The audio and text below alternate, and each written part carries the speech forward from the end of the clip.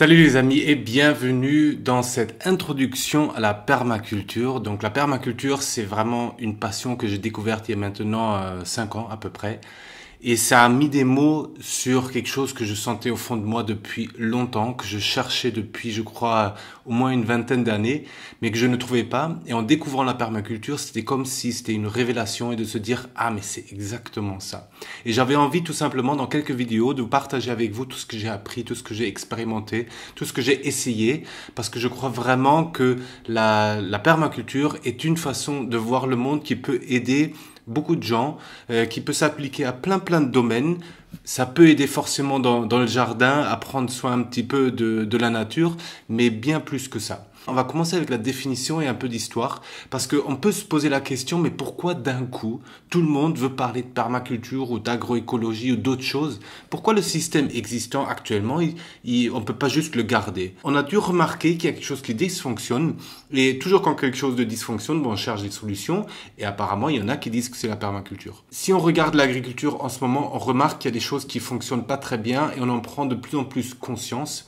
Mais finalement, la notion de permaculture est liée aussi beaucoup à la notion d'écologie. Et j'ai fait un petit peu de recherche et j'ai trouvé qu'une des premières personnes à avoir observé ce qu'en fait maintenant on observe un peu partout, c'est un monsieur qui s'appelle Alexandre von Humboldt. Je vous montre, ça c'est un des bouquins d'une de ses biographies. Et il a voyagé dans l'Amérique du Sud et il a remarqué à quel point les monocultures, la déforestation et l'agriculture intensive détruisaient les écosystèmes, entraînaient des choses assez catastrophiques comme des inondations, comme des sécheresses, et finalement faisaient que l'être humain ne pouvait plus survivre dans l'écosystème dans lequel il s'était installé. Il avait remarqué ça, mais comme c'était en pleine industrialisation, c'était pas trop à la mode de dire écoutez les gars, avec vos machines et tout ça, vous êtes en train de tout détruire, donc on l'a pas trop écouté. Et en plus, ce qu'il a dit, ça c'est vraiment intéressant, c'est un des premiers qui a dit que tout était interconnecté dans la nature. Il a observé les interconnexions des plantes, des animaux, du vivant, et que tout était complètement imbriqué, s'aidait, s'entraidait, était parfois en concurrence, mais faisait que tout ça, c'était un équilibre assez sensible, et que si on bougeait certains trucs, ou si on rasait certaines espèces, ça foutait le bordel un petit peu partout. Et c'était un petit peu vraiment à l'opposé, cette vision de cette notion un peu scientifique de on peut couper la vie en morceaux, analyser le morceau et après comprendre le tout.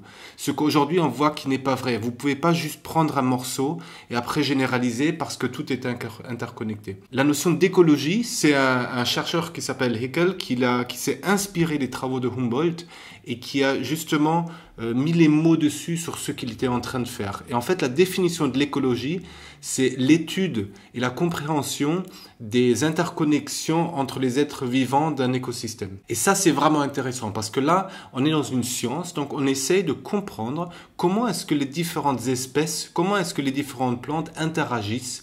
Est-ce qu'elles s'aident, est-ce qu'elles s'aident pas, qu'est-ce qu'elles foutent ensemble en gros. Et ça peut s'appliquer forcément à toutes sortes de choses qu'on trouve dans la nature, mais pourquoi pas aussi à l'être humain qui en fait partie. Et d'ailleurs, tous ces chercheurs-là, ils différencient pas l'être humain de la nature, ils disent qu'on fait partie de tout ça, et que justement, ça change complètement la façon de voir les choses. Ce que je trouve intéressant avec la permaculture, c'est notamment la notion de culture, qui veut dire, qui vient du latin de l'action de se cultiver, l'action presque de prendre soin.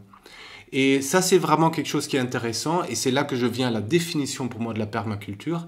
C'est en gros l'action de prendre soin des liens qu'il y a dans un écosystème.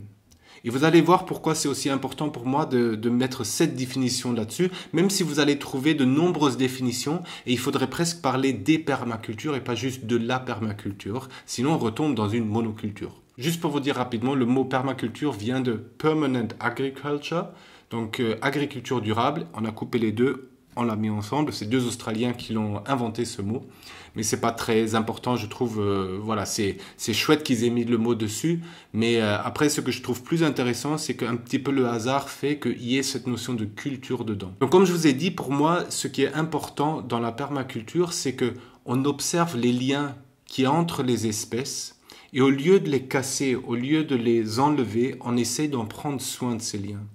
Parce que la permaculture est basée sur une éthique, et notamment une éthique de prendre soin.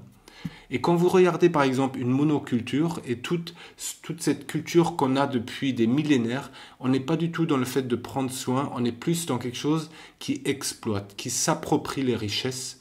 Et ça, on l'a vu depuis des centaines, voire des milliers d'années. Les richesses, notamment occidentales qu'on a actuellement, sont malheureusement liées à l'exploitation d'autres pays. Et il y a une vraie culture entrepreneuriale qui fonctionne comme ça. Si les grandes entreprises comme les GAFA ne payent pas de taxes aujourd'hui en Europe, c'est parce qu'elles exploitent l'Europe et s'enrichissent autre part avec.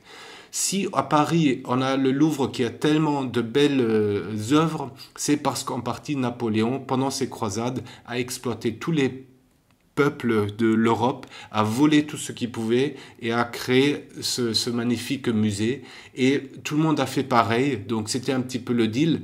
Mais il y a quand même quelque chose qui, moi, me va pas vraiment. On le retrouve finalement aujourd'hui dans les entreprises où on exploite ceux qui travaillent pour enrichir quelques investisseurs derrière qui deviennent de plus en plus riches.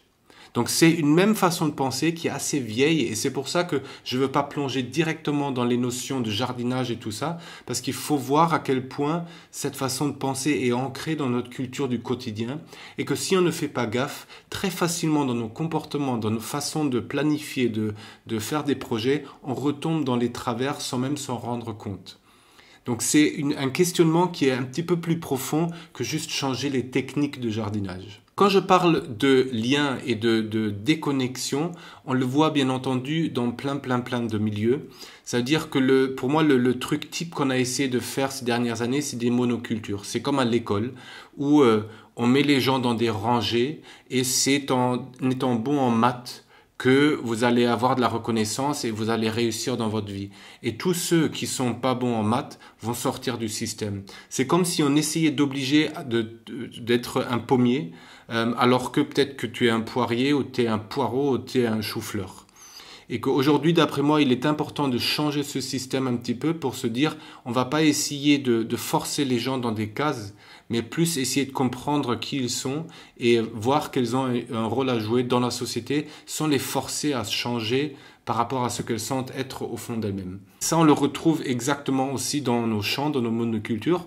Et là, pour le coup, je vous propose, juste pour cette introduction, de vous montrer un petit peu un schéma qui explique surtout pourquoi en fait la monoculture c'est aussi mauvais et pourquoi est-ce qu'une polyculture ou une permaculture peut aider à changer les choses. Imaginez que ça c'est le sol.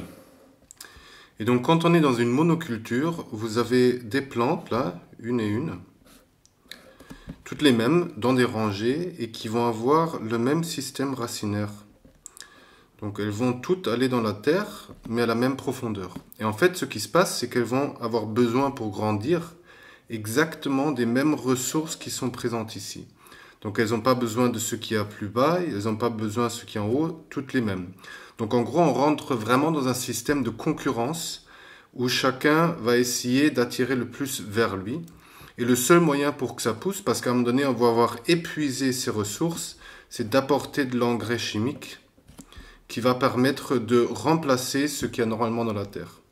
Alors si on prend un jardin en permaculture, vous allez avoir plein de plantes différentes. Donc vous allez aussi avoir celle-là, exactement la même. Mais en même temps, vous allez avoir par exemple un arbre à côté qui lui va être beaucoup plus grand et qui va avoir un système racinaire beaucoup plus profond. Il va pouvoir ramener de l'eau qu'il y a ici dans les nappes phréatiques vers le haut, qu'il va permettre après de redonner aux plantes. Du coup, on a besoin de beaucoup moins arroser. Alors que ici, comme il n'y a pas ça, l'eau qu'il y a ici, elle a du mal à monter. Du coup, il faut encore une fois mettre beaucoup d'énergie pour arroser. Alors que ici, on est vraiment dans un système où il y a plein de plantes différentes qui peuvent pousser avec des systèmes racinaires à différents niveaux. Et c'est pour ça aussi qu'on ne parle pas uniquement de surface, mais de volume quand on est dans un système de permaculture. Un autre problème qu'il y a aussi, c'est que dans cette façon de faire de la culture, vous avez souvent les grands tracteurs, là, voilà, on va les dessiner comme ça, avec les roues, qui vont fortement tasser le sol. Et en fait, du coup, tout ce sol qu'il y a là, où normalement il y a les racines qui vont pouvoir aller, elles peuvent plus y aller parce que le sol est tellement dur que c'est très très difficile pour les plantes de rentrer dedans. C'est pour ça que ici, dans un jardin en permaculture, par exemple, si là vous avez de la culture sur cette zone, vous n'allez jamais marcher dessus sur cette zone.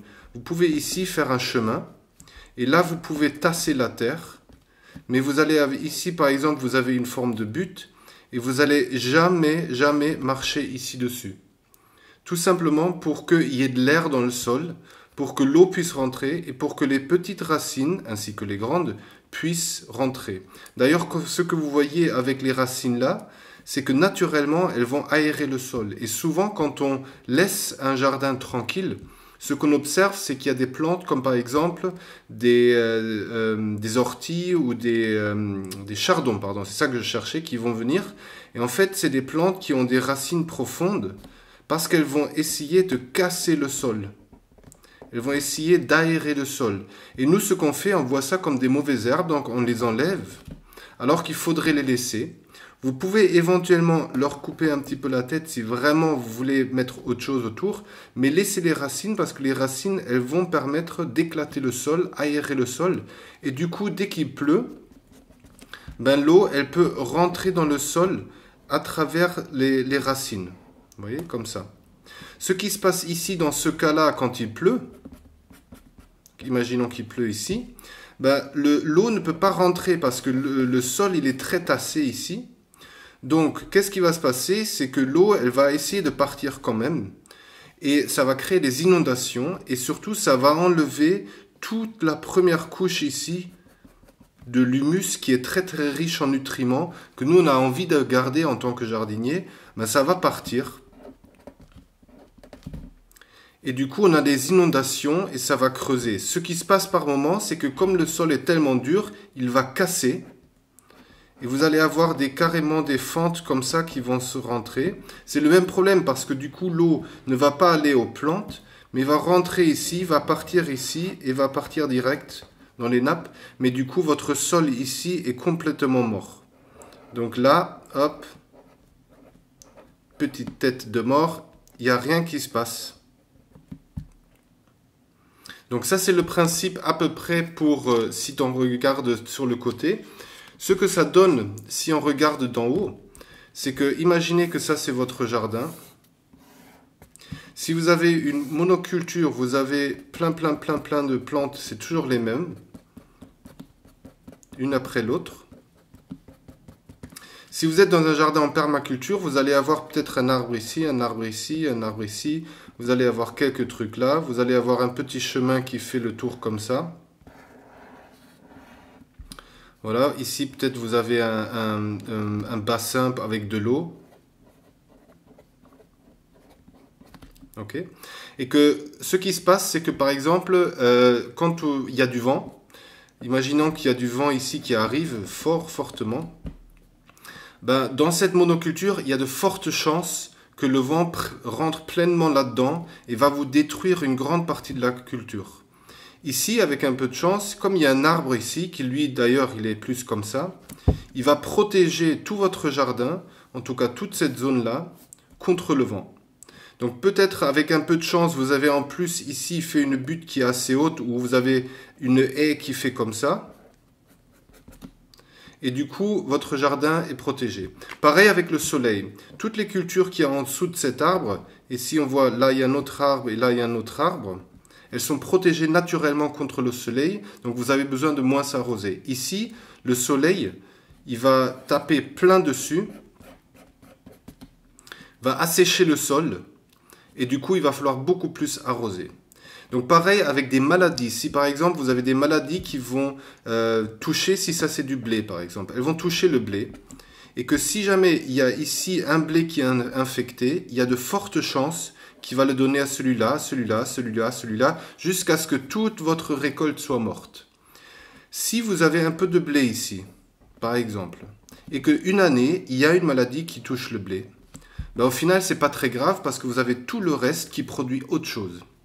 Donc c'est ce qu'on appelle en fait, le mot c'est la résilience.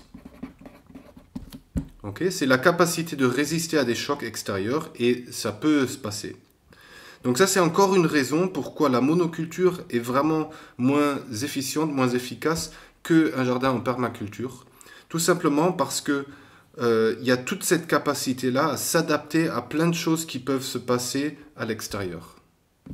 Donc j'espère que grâce à ces quelques notions, vous avez un petit peu plus pris conscience en quoi ça peut être intéressant de peut-être changer notre façon de faire un tout petit peu et de remettre en question un fonctionnement qui date mine de rien de plusieurs centaines d'années. Dites-moi si ces vidéos vous intéressent parce que dans les prochaines vidéos, je pourrais par exemple parler de comment choisir un terrain quand on veut se lancer dans un projet de permaculture.